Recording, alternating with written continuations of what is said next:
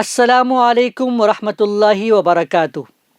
ناظرین، آج بتاریخ 7 دسمبر 2024 جامعہ دارالسلام عمر آباد اپنی 1 صدی مکمل کرنے جا رہا ہے، الحمدللہ۔ آئیے جانتے ہیں اس کی ابتدا اور ارتقاء کی تاریخ اور مفصل داستان جو لکھی گئی ہے علامہ حفیظ الرحمن اعظمی عمری رحمہ اللہ کے گوہر بار قلم سے۔ سنیے 1 صدی کی کہانی عبداللہ نادر کی زبانی۔ جنوبی ہند کی سیاحت کرنے والا مسافر مدراس سے بنگلور کی طرف رواں ہو تو ٹھیک آدھی مسافت پر اسے دم لینے کے لیے جو مقام ملے گا وہ آمبور ہے، جو چمڑے کی صنعت اور اس کی مصنوعات کی برآمد میں کافی شہرت رکھتا ہے۔ آمبور سے متصل 8 کلومیٹر کی دوری پر اجڑا دیار گڑھ آمبور ہے، جو کبھی ایک تاریخی شہر تھا، جسے نوابوں، بہادروں اور جیالوں کی گزرگاہ اور عزمگاہ ہونے کا فخر حاصل تھا۔ بڑے بڑے معرکے اس نے دیکھے اور جھیلے، ظالم اور مظلوم کے خون کے دریا اس کے قدموں تلے بہتے رہے۔ فرنگیوں کے مظالم کا وہ چشم دید گواہ تھا۔ نواب انور الدین نے 1161 میں شہادت کا جام اسی کی آغوش میں نوش کیا۔ پھر تو اس شہر کو ایسی چپ لگ گئی کہ وہ گمنامی کی چادر اوڑھ کر محو خواب ہو گیا۔ نہ گورے سکندر نہ ہے قبر دارا، مٹے نامیوں کے نشاں کیسے کیسے۔ تاریخ گواہ ہے کہ ہر تاریخی شہر تاریخ ساز ہستیوں کی شہادت کے بعد ویران کھنڈرات اور تاریک مقبروں میں بدل جاتا ہے اور صدیوں تک بسنے بسانے کے لائق نہیں رہتا۔ دیکھو مجھے جو دیدہ عبرت نگاہ ہو، اس سوگوار شہر گڑھ آمبور سے آپ چشم بانم ذرا آگے بڑھیں گے تو آپ کے آنسو پوچھنے اور زخم پر مرہم رکھنے کے لیے جو آبادی ملے گی وہی عمر آباد ہے۔ زمین کی گود میں ایک آسماں عمر آباد۔ چلتے چلتے آپ کی راہ میں عمر آباد اچانک آئے گا، کیونکہ وہاں اس کے نام کی کوئی تختی ہوگی اور نہ اعلان، کوئی کمان ہوگی اور نہ کوئی نشان، مگر اس کا دل فریب منظر اور باوقار مظہر آپ کے دامن دل کو کھینچ لے گا اور اپنی پہچان آپ کرائے گا کہ وہ عمر آباد ہے۔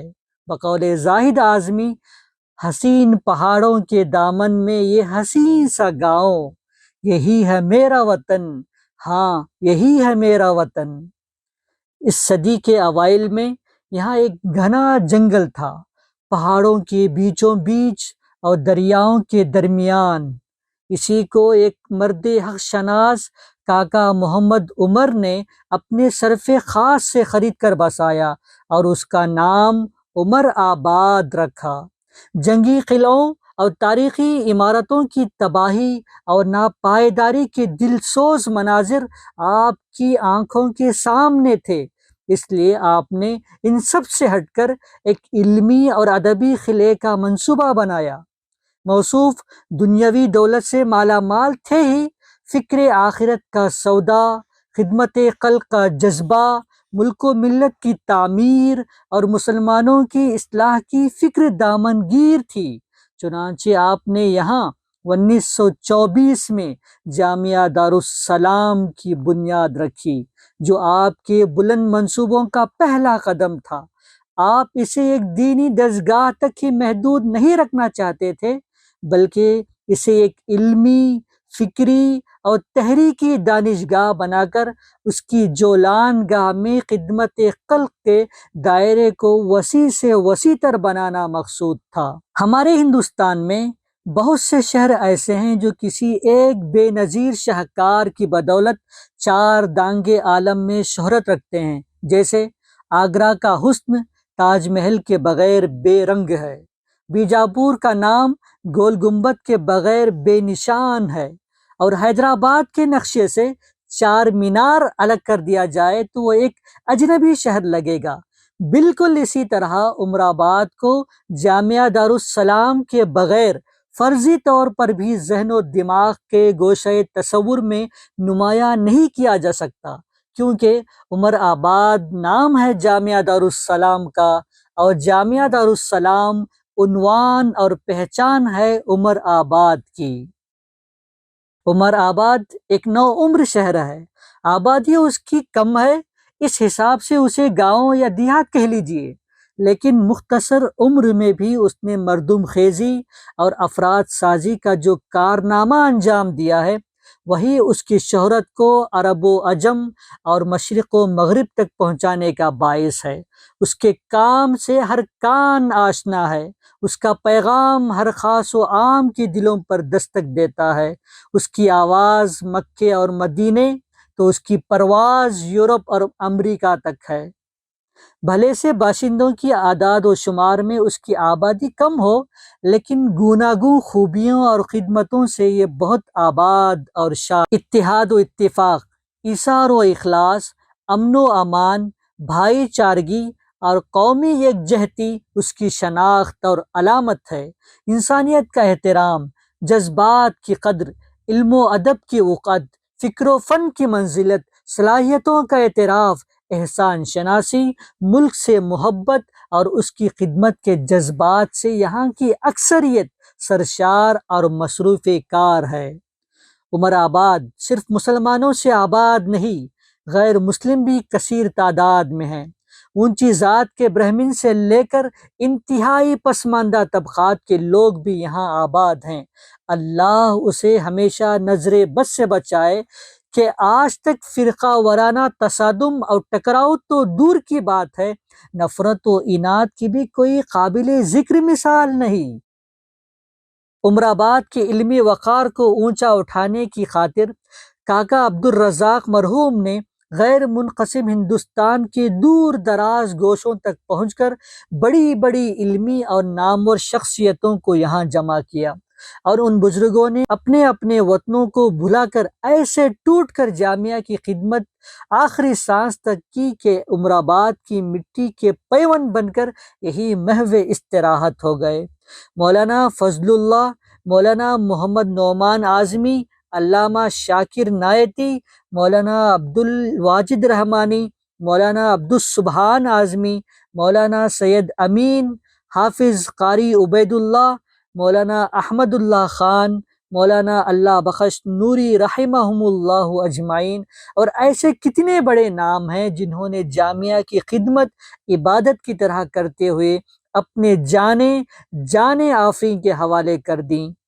ہیں اس کے خاک میں مدفون عظمتوں کے منار، یہ وہ زمیں ہے جہاں آسمان سوتے ہیں۔ کاکا محمد ابراہیم مرحوم نے بحث و تحقیق کا میدان ہموار کرنے اور مطالعے کا شوق بڑھانے کی خاطر نادر و نایاب کتابوں کے انبار لگا دیے، اور عمر لائبریری کی خوبصورت عمارت سے عمر آباد کے تاج میں ایک آبدار موتی کا اضافہ فرما دیا۔ بیماروں کا دکھ درد دور کرنے اور انہیں صحت و عافیت کی نعمت سے بہرہور کرنے کی فکر میں کاکا محمد عمر ثانی نے جامعہ ہسپتال تعمیر کرایا، جس میں اہل عمر آباد کے علاوہ اطراف و اکناف کے بلا لحاظ مذہب و ملت سینکڑوں مریض روزانہ شفا یاب ہوتے، اور اس عظیم خدمت کا اعتراف دل کی گہرائیوں سے کرتے ہوئے مرحوم کے لیے شکر و امتنان کا جذبہ رکھتے ہیں۔ عمر آباد کی تاریخ کئی یادگار واقعات اور زرین صفحات سے بھی مزین ہے۔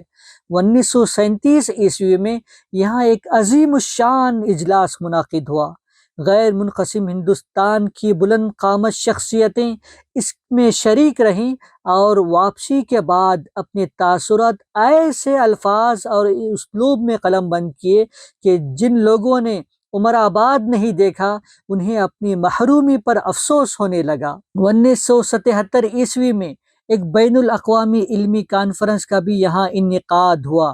عرب و عجم کی سینکڑوں قد آور ہستیوں کا ایسا روح پرور اجتماع عمل میں آیا کہ چشم فلک کو بھی دوبارہ دیکھنے کی آرزو رہے گی۔ پرسکون بستی کے ماحول میں مکمل 3 دنوں تک انسانوں کا ٹاٹھے مارتا ہوا سمندر جنگل میں منگل کا سماں باندھ دیا۔ عمر آباد نے ملک و ملت کی تعمیر و اصلاح، علم و فن اور زبان و ادب کی خدمت میں بڑے نامی اور کامی سپوت پیدا کیے، جو ملک اور بیرون ملک کے اہم اداروں سے وابستہ ہو کر اپنے حسن کارکردگی میں نمایاں مقام پائے۔